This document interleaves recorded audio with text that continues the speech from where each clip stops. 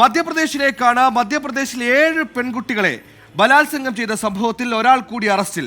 ഇതോടെ കേസിൽ അറസ്റ്റിലായവരുടെ എണ്ണം 4 കോളേജ് വാട്സപ്പ് ഗ്രൂപ്പിൽ നിന്നാണ് പ്രതികൾ പെൺകുട്ടികളുടെ നമ്പറുകൾ ശേഖരിച്ചതെന്ന് പോലീസ് വ്യക്തമാക്കി. അന്വേഷണത്തിനായി പ്രത്യേക സംഘത്തെയും പോലീസ് നിയോഗിച്ചു.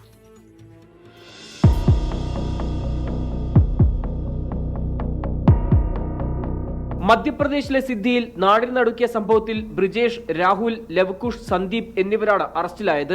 കോളേജിലെ വാട്സ്ആപ്പ് ഗ്രൂപ്പിൽ നിന്ന് പെൺകുട്ടികളുടെ ഫോൺ നമ്പറുകൾ ശേഖരിച്ച് ബ്രിജീഷാണ് ആപ്പ് ഉപയോഗിച്ച് സ്ത്രീ ശബ്ദത്തിൽ അധ്യാപികയാണെന്ന വ്യാജേന പെൺകുട്ടികളെ വിളിച്ചുവരുത്തി ബലാത്സംഗം ചെയ്തത്.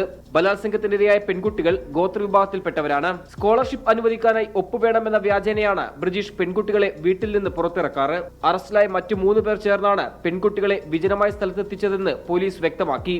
മെയ് 20-ന് ബലാത്സംഗത്തിനിരയായ പെൺകുട്ടി നൽകിയ പരാതിയെ തുടർന്നാണ് പോലീസ് അന്വേഷണം ആരംഭിച്ചത്.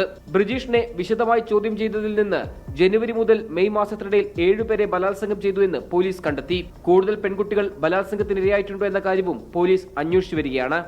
24 ഡൽഹി. വിധി ദിനത്തിൽ 24 മാജിക് ജൂൺ 4 ചൊവ്വാഴ്ച രാവിലെ 5 മണി മുതൽ 24-ൽ.